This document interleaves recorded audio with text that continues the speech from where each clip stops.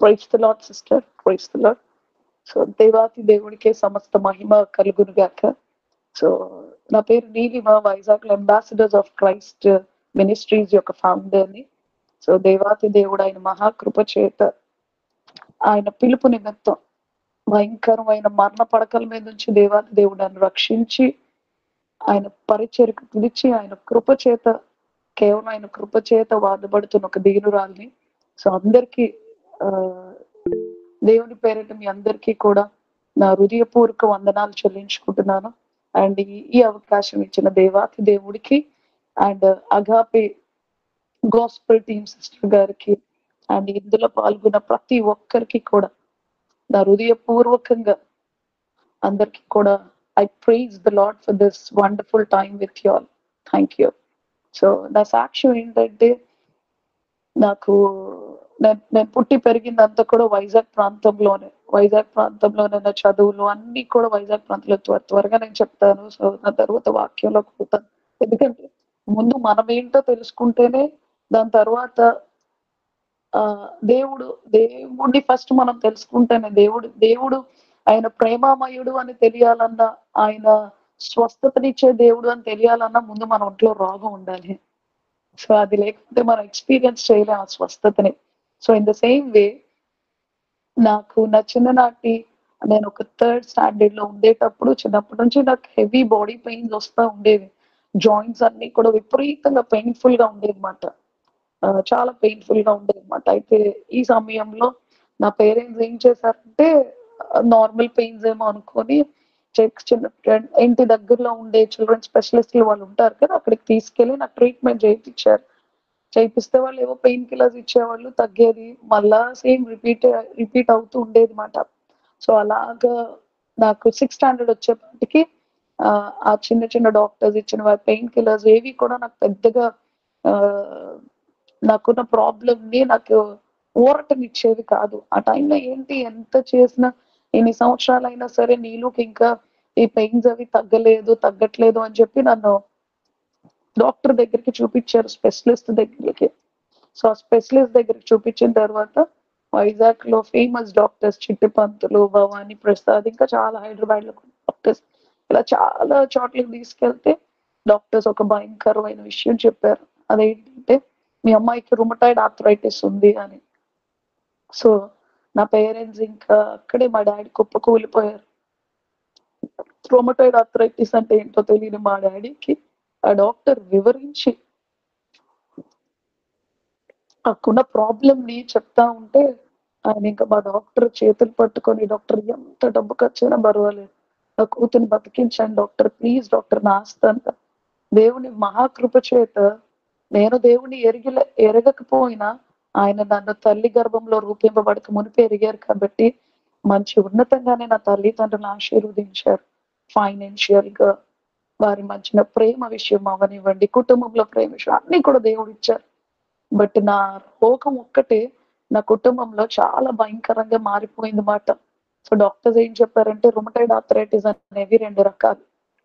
ఒక రకం ఏంటంటే తనకి ఎక్కడెక్కడ ఆపరేషన్స్ అవుతాయో, ఎక్కడెక్కడ పెయిన్స్ వస్తాయి అంటే, రుమటాయిడ్ ఆర్థరైటిస్ అంటే అది సాదా సీదాది కాదు. మనకు జనరల్ గా చిన్న కాళ్ళ నొప్పులు, చిన్న చేతుల నొప్పులు వస్తేనే అలా తిరుగుతా భరించలేక దానికి అవి కట్టేస్తాం, లేకపోతే పెయిన్ కిల్లర్స్ వాడేస్తాం, టాబ్లెట్స్ వేసేస్తాం.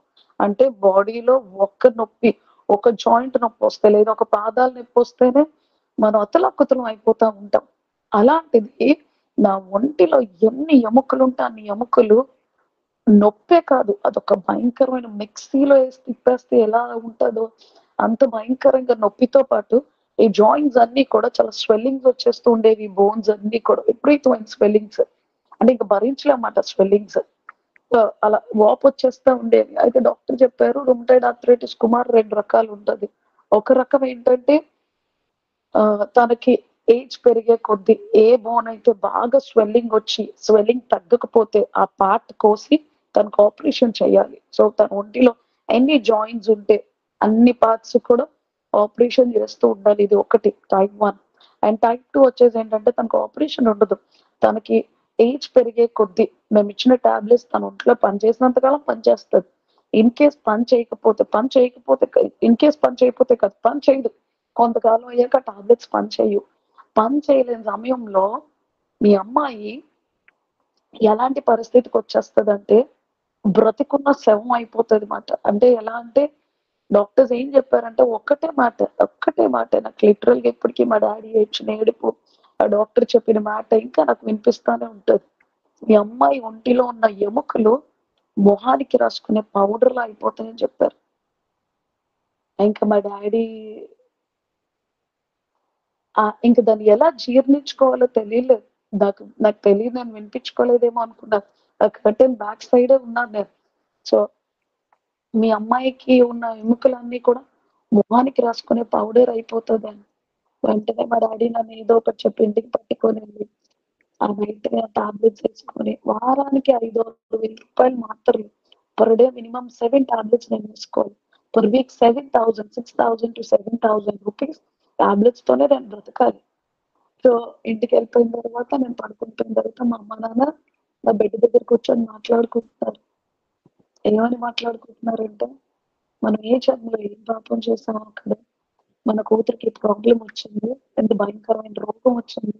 ఇదంతా ఎంతో కోట్ల మందిలో ఒకళ్ళకి ఇద్దరికి మాత్రమే ప్రాబ్లమ్ ఉంటదంట. మనం ఏం చేసామో కదా లక్ష్మి అని చెప్పి వాళ్ళిద్దరూ మాట్లాడుకుంటా ఉన్నారు. నాకు దుఃఖం ఆగట్లేదు. నాకు అప్పటికి pain killers in the sense doctor ఇచ్చిన టాబ్లెట్స్ వేసి పడుకోబెట్టారు. కానీ కూడా ఇప్పుడు మా డ్యాడీ అన్నారు, "లక్ష్మి తన ఒంటిలో ఉన్న ఎముకలన్నీ కూడా మొహానికి రాసుకునే పౌడర్‌లా అయిపోతాయంట. తన శరీరం అంత భయంకరంగా చూడటానికి కూడా చాలా ఆకృతిగా మారిపోతదేమో. తన ఇవన్నీ నీలో భరించగలదా? మనం భరించగలమా? చూసినోళ్ళందరూ తను అసహించుకునేలా తన తన ముఖము, తన శరీరం ఒకసారి ఊహించుకోండి. ఒక ఎముకలతో ఉన్న శరీరంలో ఉన్న ఎముకలన్నీ కూడా పౌడర్‌లా అయిపోతే, ఆ శరీరంలో ముఖము గాని, ఆ శరీరంలో ఉన్న ఆ బాడీ ఆకారం గాని ఒక మట్టి ముద్దలాగా అయిపోతది. అది ఎలా ముడిస్తే అంటే ఈవెన్ నేను అనుకునేదాన్ని ఆహ్, బాగా ఓల్డ్ అయిపోయిన ముసలోళ్ళ కన్నా హీనంగా ఉంటాను నేను. ఎందుకంటే I can imagine myself. ఒంటిలో ఒక్క ఎముక కూడా లేకపోతే నా చర్మం అంతా కూడా ముడుచుకుపోయి ఆకృతిగా చిన్న చర్మంలో బ్లడ్ లేకపోతేనే ఇలా ముడతలొచ్చేసి చాలా అసహ్యంగా ఉంటది. అలాంటిది ఎముకలు లేకపోతే ద డే మా డ్యాడీ నోట్లోంచి ఆ మాట విన్న దగ్గర నుంచి నెవర్ ఎవర్ నేను అద్దాన్ని చూసుకునేదాన్ని కాదు. నాకు మిర్రర్‌ని చూసుకుంటే నాకు డాక్టర్, మా డ్యాడీ చెప్పిన మాటలే గుర్తొస్తా ఉండేవి. ఇంక నా దగ్గరికి ఎవరు రారేమో! నన్ను చూస్తే ఎవరు అసహించుకుంటారేమో! నన్ను చూస్తే చాలా ఆకృతిగా ఉంటానేమో! భయపడిపోయి నన్ను పారిపోతారేమో నా మొఖం చూసి అని విపరీతమైన వేదనతో ఉండేదాన్ని. సో, అలానే ఆ టాబ్లెట్స్‌తోనే అలాగా నా చదువులన్నీ పూర్తి చేసే ధన్యత దేవాతి దేవుడు నాకు అనుగ్రహింపజేశారు. I completed my intermediate B pharmacy, M pharmacy, MBA. త్వరగా కంప్లీట్ చేయగలిగే కృప నాకిచ్చారు. అది అయిపోయింది. అయిపోయిన తర్వాత మా మమ్మీ డ్యాడీని అడిగాను. డ్యాడీ ఎందుకంటే నాకు ఈ జబ్బొచ్చింది అన్న దగ్గర నుంచి నేను ఎదిగి నా చదువులు కంప్లీట్ అయ్యేంత వరకు నా తల్లిదండ్రులకి అన్నీ సమృద్ధిగా ఉన్నప్పటికీ కూడా వాళ్ళ మొఖంలో నేను ఒక అందమైన చిరునవ్వును కోల్పోయాను. బయట ఎలా ఉన్నా ఇంటికొచ్చి నన్ను చూసి వాళ్ళు ఏడవని రోజు లేదు. మంచం మీద ఒక్కొక్కసారి నా తల్లి నా పక్కన పడుకునేటప్పుడు నేను అటు ఇటు కదిలినప్పుడు నా ఎముకలు శబ్దానికి అంటే నేను ఇలా ఇటు పక్క తిరిగితే నా ఎముకలు చాలా శబ్దం చాలా సౌండ్స్ విరిగిపోతే అలా పట్ పట్ మని సౌండ్ వస్తే అలా వచ్చేది. ఆ సౌండ్స్‌కి ఆ సౌండ్స్‌కి నా తల్లి తుల్లిపడి లేచేది. నా ఎముకలు ఎక్కడ విరిగిపోతున్నాయా అని చెప్పి. సో, అలాంటి భయంకరమైన పరిస్థితిలోని నా చదువులన్నీ కంప్లీట్ చేశాను. ఒక రోజున వాళ్ళు ఏడవని రోజు నా జీవితంలో లేదు. వాళ్ళ నవ్వు చూసి అప్పటికే నేను చాలా ఇయర్స్ అయిపోయింది. ఒకసారైతే వాళ్ళ ఏడుపు చూడలేక ఒక నైట్ నేనింక బ్రతకూడదు. నేను చచ్చిపోతే అయినా సరే మా అమ్మ, నాన్న సంతోషంగా ఉంటారేమో! నా వల్ల వాళ్ళకి సంతోషం లేదు. సో, నేను బ్రతకూడదని చెప్పి నేను చచ్చిపోవడానికి కూడా సిద్ధమైపోయానన్నమాట. సిద్ధమైపోయి నా హ్యాండ్‌ని ఒక నైట్ టైము నేను కట్ చేసేసుకున్నాను చచ్చిపోదామని ఇదిగోండి. Still the marks will be here. So, cut చేసుకున్నాను చచ్చిపోదామని. కానీ భయం గదా! అపురూపంగా పెరగడం వల్ల వెంటనే డాడీ అని అరిచేసాను. కోసుకున్న వెంటనే డాడీ అని అరవగానే మా డాడీ గబగబా వచ్చి, "ఎందుకు నీవు ఈ పని చేస్తున్నావు? నేను బతికున్నంత వరకు నువ్వు బ్రతికుండాలి. నువ్వు చచ్చిపోతే మేము బ్రతకలేమని." డాక్టర్స్ ఇంకొక సలహా ఇచ్చారు మా డాడీకి. ఏమని ఇచ్చారంటే, "కుమార్ నీకింకా వయసుంది కదా! సో, ఎందుకు ఈ తి తినని చూసి మీరు జీవితాంతం ఎందుకు బాధపడడం? మీరు కోర్ట్ నుంచి ఒక లెటర్ తెచ్చుకోండి. తను రానున్న రోజుల్లో తన పరిస్థితిని కూడా మీరు చూడలేరు. సో, కోర్ట్ నుంచి ఆలోచించుకొని మర్సీ కిల్లింగ్ అని ఒక లెటర్ తెచ్చుకోండి. ఆ లెటర్ తెచ్చుకుంటే తనకి బతికుండగానే తన కేస్ గాని సివియర్ అయిపోయి మీరు చూడలేని స్థితి గాని వచ్చేస్తే ఆ కోర్ట్ ఇచ్చిన లెటర్‌తో తన్ని మనం ఒక ఇంజెక్షన్ ద్వారా చంపేయొచ్చు" అని అలాంటి పరిస్థితి కూడా ఆహ్, అలాంటి సలహాలు కూడా నా తండ్రి దగ్గరకొచ్చాయి. అప్పుడు మా డ్యాడీ డాక్టర్‌తో ఒకటే అన్నారు. నేను నా భార్య బతుకున్నంత వరకు మా కూతురు నాతోనే ఉండాలి. అది కష్టమైనా, నష్టమైనా సరే. సో, మేము అలాంటి ఆటిలకి మేము అనుమతించం. తనెంత అసహ్యంగా ఉన్నా నా కూతురు నాతోనే ఉండాలి అని విపరీతంగా ఏడ్చేశారు. మా డ్యాడీ ఫ్రెండ్స్ కూడా సేమ్ సలహా ఇచ్చారు. మర్సీ కిల్లింగ్ చేపిచ్చి. ఆ రోజు ఎంతకని ఇలా ఏడుస్తూ బాధపడతావు తను చూసి. ఇప్పుడే పరిస్థితి అధిగమించక ముందే నువ్వు ఇంత నరకంగా ఉన్నావు. అధిగమించిన తరువాత నువ్వు భరించలేవేమో అని. ఎంతో మంది మా డ్యాడీకి సలహా ఇచ్చారు. కానీ మా డ్యాడీ ఒప్పుకోలేదు. అప్పుడు నా చదువు అయిపోయిన తర్వాత వన్ డే నేను మా డ్యాడీని అడిగాను. డ్యాడీ ఇప్పటిదాకా ఎప్పుడు నేను మిమ్మల్ని సంతోషపెట్టలేకపోయాను. కానీ ఒక్కటైనా నా జీవితం ఎండ్ అయిపోయే లోపు ఒక్కసారైనా సరే నేను మిమ్మల్ని సంతోషంగా ఉంచాలంటే నేనేం చేయాలి డ్యాడీ? ఏదో ఒకటి చేయాలి డ్యాడీ. మీకోసం నేనేం చేయాలి చెప్పండి డ్యాడీ అని బాగా ఏడ్చాను. మా అమ్మ దగ్గర ఏడ్చాను. అమ్మ నేనేం చేస్తా? ఒకవేళ నా ఆరోగ్యం బాగుంటే నేను ఎలా ఉంటే మీకు నచ్చుతానమ్మా అంటే, మా అమ్మ అన్నది, "నా పిల్లలు బాగుండి మంచి గవర్నమెంట్ జాబ్ చూడాలనే ఆశలతోనే మిమ్మల్ని కన్నాం. మంచి ఉన్నతంగా ఉండాలి" అని. వెంటనే నేను అప్పుడు మా డ్యాడీతో అన్నాను. డ్యాడీ నాకింకా అప్పటికి నా ఏజ్ 21 20 ½ వచ్చేసింది. So, 19 ½ so, 20 years 6 months time 20 years 6 మంత్స్‌లో నేను మా డ్యాడీని అడిగాను. డ్యాడీ నేను గవర్నమెంట్ జాబ్ చేయడానికి కావాలి కదా! ఇప్పుడున్న సిట్యుయేషన్స్‌లో నేను గవర్నమెంట్ జాబ్ సంపాదించి కొట్టి ఎగ్జామ్స్ రాసిన అది చాలా కష్టం డ్యాడీ రావడం. మీరెక్కడైనా లంచం కట్టేయండి డ్యాడీ. గవర్నమెంట్ జాబ్ కొనండి. నేను ఖచ్చితంగా చేస్తాను అని. వెంటనే మా డ్యాడీ విజయనగరం హెల్త్ డిపార్ట్‌మెంట్‌లో 4.5 లక్షలు పెట్టి ఫార్మా ఇన్‌చార్జ్ ఆఫీసర్ జాబ్ కొన్నారు. చేశాను వాళ్ళ సంతోషం కోసం. చాలా కష్టంగా చేశాను. ఆ నొప్పులతోని, చలికాలం ఇలాంటి వర్షాకాలం గాని, చలికాలం వస్తే చాలా నరకంగా ఉంటది మాకింక. అంటే ఒక్క ఎముక కాదు. ఒంట్లో ఉన్న అన్ని ఎముకలు నన్ను చిత్రహింసలు పెడతా ఉంటాయి. ఆ టైంలో గవర్నమెంట్ జాబ్ చేస్తున్న టైంలో మా ఇంటికి మా మమ్మీ వాళ్ళ లాంగ్ రిలేషన్ ఒక పిన్ని వాళ్ళొచ్చారు.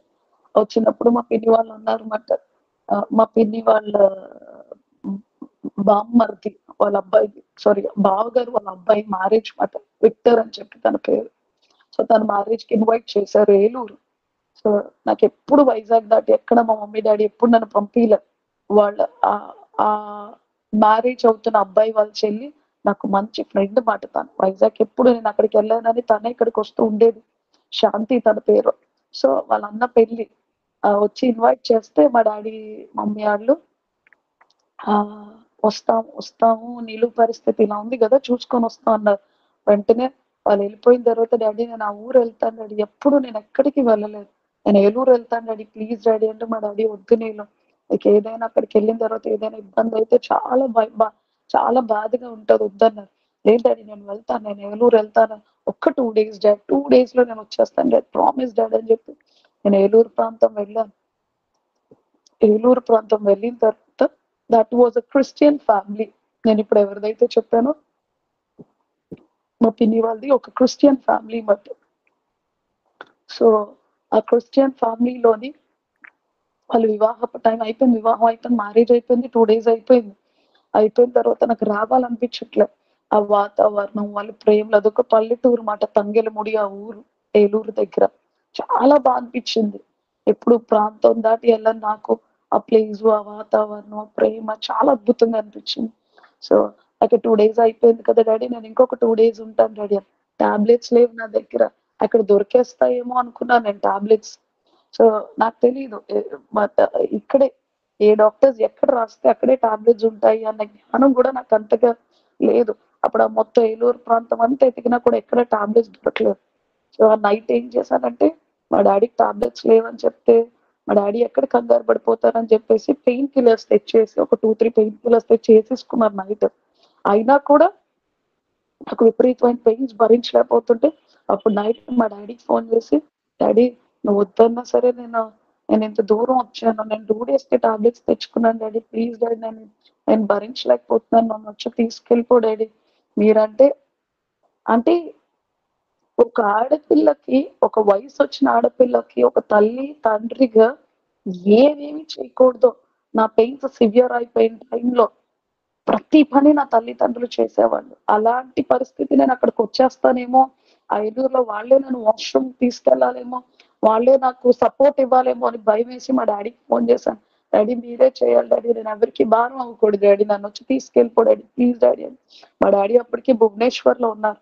నేను ఇప్పుడు భువనేశ్వర్ నుంచి వచ్చి కార్ పట్టుకొని నీ దగ్గరకొచ్చేపాటికి నాకు 1 ½ డే అవుతది. నువ్వు భయపడకు, నేను ఎలా అయినా వచ్చేస్తానని చెప్పి మా డాడీ నాకు మాటిచ్చారు. నేను ఫోన్ పెట్టేసిన తర్వాత నెక్స్ట్ డే మార్నింగ్ సండే వచ్చేసింది. వీళ్ళందరూ చర్చ్‌కి వెళ్తున్నారు. నేను ఒక్కరిదాన్నే వాళ్ళ ఇంట్లో ఉండాల్సిన సమయం. నేను చెప్పాను, పిన్ని నన్ను కూడా మీ చర్చ్‌కి తీసుకెళ్ళండి. మీరందరూ వెళ్ళిపోతే నేను కనీసం ఒక గ్లాస్ వాటర్ కూడా నా చేత్తో నేను తీసుకొని తాగలేను. నా ఎముకలు సహకరించట్లేదు అని. వెంటనే మా పిన్ని వాళ్ళు ఒక ఆటో తీసుకొనొచ్చి, ఆటోలోని నన్ను ఎత్తుకొని కూర్చోబెట్టి ఒక నలుగురు ఆ ఆటోలోనే నన్ను ఎలియట్ చర్చ్, ఏలూరు దగ్గర Elliot church doctor Nireekshan Paul అయ్యగారు అని చెప్పి ఆ మందిరానికి తీసుకొనెళ్లారు. తీసుకెళ్ళిన తర్వాత ఆ రోజు ఆ మందిరంలో స్వస్థత కోసం చెప్తా ఉన్నారు. 25 ఊర్ల జనాలు విపరీతమైన ఫస్ట్ టైం నేను చర్చ్‌లో అడుగుపెట్టడం. ఫస్ట్ టైం నేను ఒక వాక్యం వినడం. నా ఫ్రెండ్స్ నేను చదువుకునేటప్పుడు చాలా మంది క్రిస్టియన్స్ ఉన్నారు గానీ, ఎప్పుడు నాకు వాళ్ళు యేసుక్రీస్తు ప్రభువారి కోసం చెప్పలేదు. ఎప్పుడు కూడా చెప్పలేదు. సో, అప్పుడు పాస్టర్ గారు స్వస్థత కోసం చెప్తా ఉంటే నాకేమో అనిపిచ్చేది, మన అవకాశాన్ని అవసరంగా తీసేసుకుంటారేమో ఈ పాస్టర్స్. ఇప్పుడు నాకు ఇప్పుడు నా నా నాకున్న ఈ పరిస్థితి, ఈ యొక్క రోగాన్ని ఈయన అవకాశంగా తీసుకొని మాట్లాడుతున్నారేమో, ఈళ్ళకెలా తెలిసిపోతాయి? మనుషుల్ని ఇలా ఎలా ఆకర్షించుకుంటారు? ఇంత మ్యాజిక్స్ ఎలా చేయగలరు? అని నేను ఆలోచిస్తా ఉన్నాను ఆ రోజు. ఎవరెవరి కోసమో చెప్తున్నారు. గుడ్డి వాళ్ళకి కళ్ళిచ్చారు, లాజర్‌ని లేపారు, ఏవో చెప్తా ఉన్నారు. అయినా నాకు ఇవన్నీ ఎందుకు, మా డ్యాడీ వస్తే నేను వెళ్ళిపోతాను అనే దీనిలోనే ఉన్నాను. అయిపోయింది. మందిరం అంతా అయిపోయింది. అందరూ ప్రార్థనలు చేసుకున్నారు. అంతా అయిపోయింది. ఇంకా ఎవరికి వాళ్ళు ప్రార్థనలు చేసుకొని వెళ్ళిపోతున్నారన్నమాట. వెళ్ళిపోతుంటే ఆహ్, అయిపోయింది. ఎవరికి వాళ్ళు ఇంకా మిగిలింది ఏం లేదు. అందరూ వాళ్ళ వాళ్ళ ప్రాంతాలకు వెళ్ళిపోతున్నారు.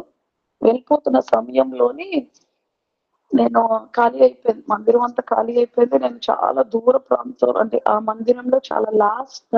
యాక్చువల్‌గా మందిరంలో ఎలా ఉంటదంటే పిల్లలు ఎవ్వరు కూడా కుర్చీలో కూర్చోరు. కింద కూర్చుంటారు. నాకున్న హెల్త్ కండిషన్ బట్టి నన్ను తీసుకొనొచ్చి కుర్చీలో కూర్చోబెట్టారక్కడ. ఆ కుర్చీలో కూర్చోగానే దూరం నుంచి ఆ పాస్టర్ గారు గమనిస్తున్నారు. నన్నెలా తీసుకొచ్చి కూర్చోబెట్టారు? ఎంతమంది తీసుకొని కూర్చోబెట్టారు?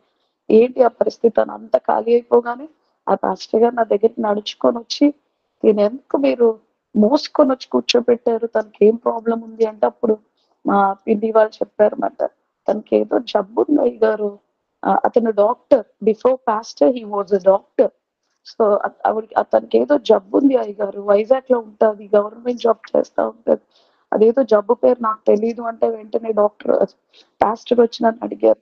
"అమ్మా నీకేమైందమ్మా?" పాస్టర్ గారు, "నాకు రుమటాయిడ్ ఆర్థరైటిస్" అని. అయ్యో! ఆ జబ్బుకి మందు లేదు కదా! నాకు తెలుసు పాస్టర్ గారు ఆ జబ్బుకి మందు లేదని. నా టైం కూడా చాలా దగ్గరకొచ్చేసింది. అందుకనే నా పరిస్థితి ఇలా ఇంత భయంకరంగా మారిపోతుందేమో బహుశా అని నేను ఏడుస్తా ఉన్నాను పాస్టర్ గారిని చూసి. అప్పుడు ఆ పాస్టర్ గారు చెప్పారు, నా యేసయ్య దగ్గర ఆ జబ్బుకి మందుందమ్మా" అనగానే నేను చాలా చిన్న నవ్వు, చాలా ఎటకారంగా నవ్వానన్నమాట. ఎందుకంటే నాకీ ప్రాబ్లమ్ వచ్చిన దగ్గర నుంచి అంటే నాకు నాకు 3 ఇయర్స్ ఏజ్ లో, థర్డ్ స్టాండర్డ్ ఏజ్ లో వచ్చింది. Third standard, fourth standard, fifth standard 3 years. ప్రతిరోజు విగ్రహాల చుట్టూ తిరగంది, చెయ్యని హోమాలు, చెయ్యని పూజలు, లేకపోతే నడవని తిరుపతులు, వాట్ ఎవర్, గుండెలు. నా తల్లిదండ్రులు ఏం చెయ్య ఏం చేస్తే నా కూతురు బతుకుతుందో సమస్తం చేసేసారు 3 ఇయర్స్ లో. నాకు 6th స్టాండర్డ్ వచ్చి ఈ వార్త తెలిసిన తర్వాత మేమందరం నాస్తికులం అయిపోయాం. ఏ దేవుడు లేడు అసలు. రోజు ఇంత పెద్ద చెప్పు, ఇంత కోట్ల మంది జనం ఉంటుండగా నాకే ఎందుకు వచ్చింది? నాకు చాలా ఆశలు, చాలా కోరికలు ఉన్నాయి. నేను సోషల్ సర్వీస్ చేయాలి. నాకు మదర్ తెరీసా అంటే చాలా చాలా పిచ్చి చిన్నప్పటి నుంచి. నేను చాలా సోషల్ సర్వీస్ చేయాలి, నేను బాగా చదువుకోవాలి, నేను నా కోసం నేను కాదు అనేకమైన మందికి నేను ఏదో ఒక రకంగా ఉపయోగపడాలి. ఇన్ని కళలు, ఇన్ని ఆలోచనలతో ఉన్న నాకెందుకు, నేను ఇవన్నీ చేయలేనేమో, ఇంకా అయిపోయిందేమో నా లైఫ్ అని నా ఆశలు చంపుకొని బ్రతుకుతున్న సమయంలో ఆ టైంలో పాస్టర్ గారు వచ్చి, నా దేవుడు నేను స్వస్థపరుస్తారమ్మా అంటే, పాస్టర్ గారు ఇవన్నీ నేను నమ్మను పాస్టర్ గారు. ఎందుకంటే ఎంత తిరిగి తిరిగి తిరిగి తిరిగి చేసిన మా దేవుళ్ళే నన్ను బ్రతికించలేదు. ఈ రోజు నాకు తెలియని మీ దేవుడు నన్నేం బ్రతికిస్తాడు పాస్టర్ గారు. అవునమ్మా, కరెక్ట్ గానే చెప్పావు. నువ్వు నా దేవుడు బ్రతికిస్తాడా, నువ్వు నమ్మట్లేదు కదా. పోనీ సరే, నా దేవుడు అంత పెద్ద కోరిక తీర్చుకోలేకపోవచ్చు.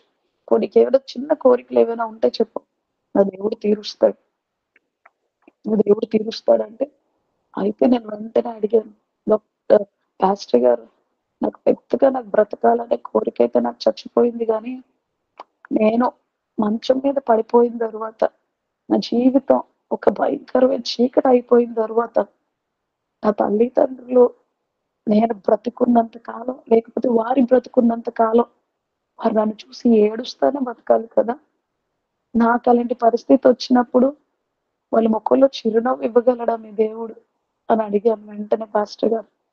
అవును, నీ పరిస్థితిని చూసి ఏ తల్లిదండ్రులు నవ్వలేరు, కానీ నీ పరిస్థితి అలా ఉన్నా కూడా వాళ్ళ హృదయాల్లో ధైర్యాన్ని నా దేవుడు ఇవ్వగలరు, వాళ్ళ జీవితంలో సంతోషాన్ని, సమాధానాన్ని, శాంతిని నా దేవుడు ఇవ్వగలరు అని చెప్పారు.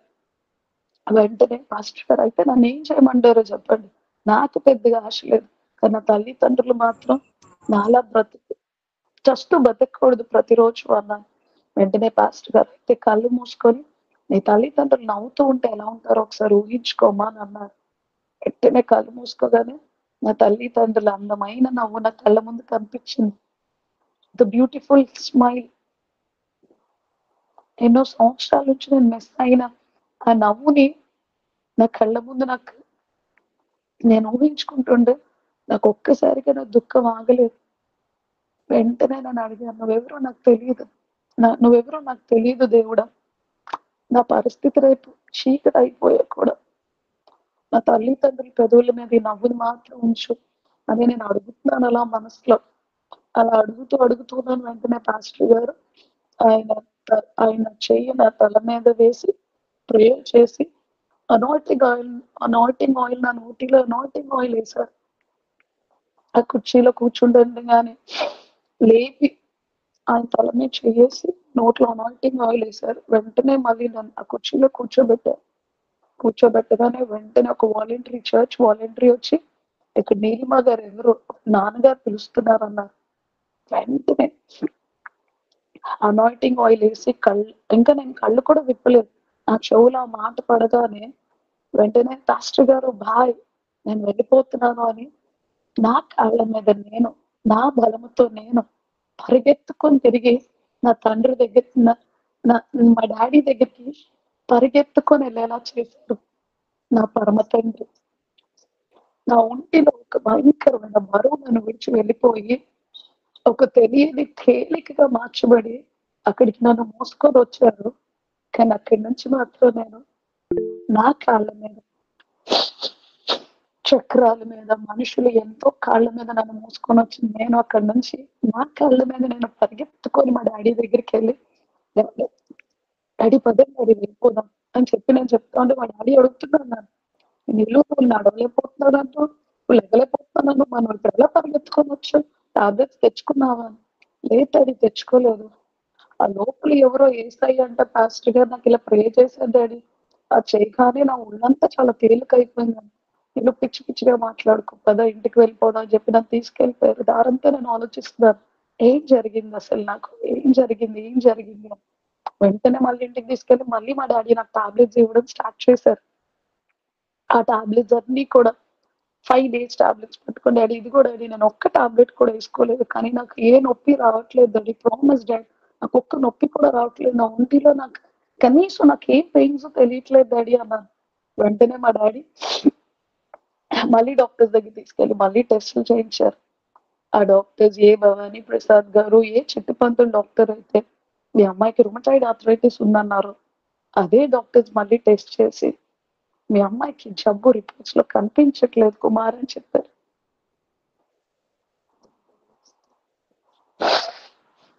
అంత గొప్ప దేవుడు నన్ను బ్రతికించి నా తల్లిదండ్రులు పెదవుల మీద చిరునవ్వునే అడిగాను. కానీ ఈ రోజు నా దేవుడు ఈ లోకంలో అన్ని పిలుపుల కన్నా ఉన్నతమైన పిలుపుకి నన్ను పిలిచి పరిచర్యకి సేవకుల పిలుపు కన్నా గొప్ప పిలుపు ఈ లోకంలో ఏవీ లేదు. అంత గొప్ప పిలుపుకి నన్ను పిలిచి నా తల్లిదండ్రులకి శాశ్వతమైన సంతోషాన్ని ఇచ్చారు. ఒకరికి కూడా ఉపయోగపడలేనేమో అనుకున్నాను. కానీ ఈరోజు ఆంధ్రప్రదేశ్‌లో నా 9 సంవత్సరాలు నౌ ఐయామ్ 31 నా 9 సంవత్సరాల్లో ఇంచుమించు ఒక 1500 మంది పేద పిల్లలు చదివించే ధన్యతను దేవాతి దేవుడు నాకు అనుగ్రహింపచేశారు. నేనేమై ఉన్నాను ఇదంతా కేవలం ఆయన కృప వల్ల మాత్రమే. సమస్త మహిమ ఆయనకి మాత్రమే కలుగును గాక. Thank you. Praise the lord.